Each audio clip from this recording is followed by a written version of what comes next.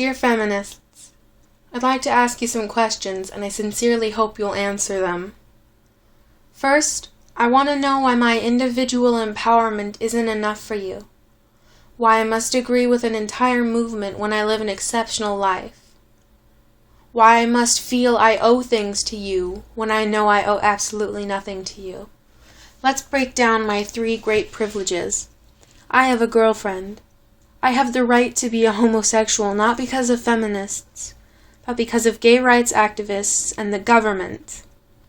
I have a promising school career, not because of feminists, but because of my parents, and the work ethic they taught me, and the work I do to keep myself at this level.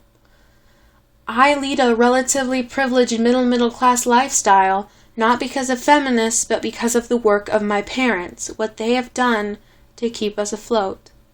I know for a fact that you, modern feminists, haven't done anything for me. No, I'm not talking about the feminists of the 1960s through the 1980s. Those feminists who worked for equal rights at a legal level, I owe a lot to, but to you, I owe nothing.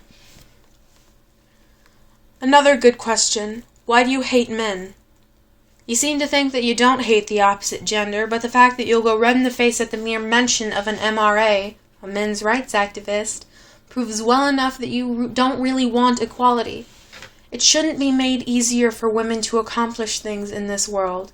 It isn't easy to accomplish things, and that's not a gender issue. It's not the fault of men, and it's not the fault of the patriarchy.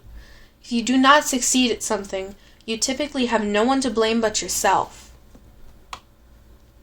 Here's another good question. Why are all men automatically abusers when the difference between female and male victims isn't all that dramatic?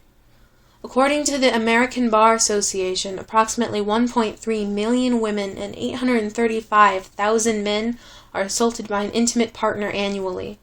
Not only is this difference less dramatic than you seem to think it is, these numbers don't count for the entirety of the gender population either. By this, I mean those 1.3 million women and 835,000 men do not make up the entire population of America. Most men will go their entire lives without harming a spouse or a woman, and most women will go their entire lives without hurting a spouse or a man. Domestic abuse is an issue, but it clearly isn't a gender issue. When profiling a perpetrator of domestic abuse, you do not look to what is between their legs. Rather, you look to their personal values, their home life, and their relationship with the victim. On that subject, why aren't there any men's shelters? Why is it that a man is the one automatically removed from the home in a domestic abuse situation? Why do you freak out whenever someone talks about men's issues as though you think they don't exist? Why is it all right to sexualize men, but not all right to sexualize women? Why are you so comfortable with creating and remaining ignorant to double standards? Looking at rape statistics, it is clear that the real problem in rape is people not reporting offenses. With that information, why do you act like it's entirely the fault of men that rape remains such a glaring issue? Why are you so vexed by the idea of a woman protecting herself from being raped?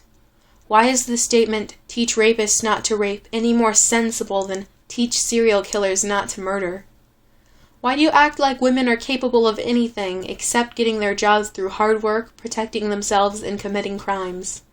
Why do you use the 1 in 4 women will be raped statistic without sharing the fact that 1 in every 6 men will be raped?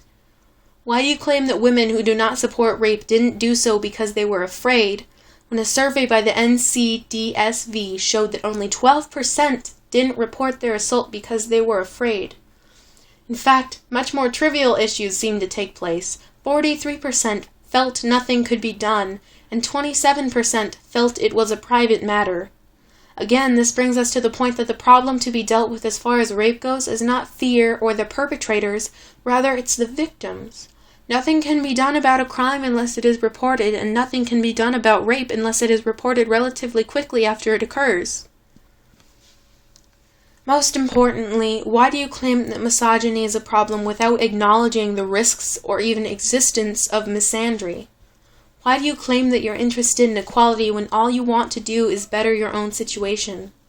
Why do you take the label feminist, which used to mean so much, which used to be something I'd be proud to call myself, and turn it into something polluted and corrupted and absolutely laughable? Why do you act like men and women aren't equal feminists? Why?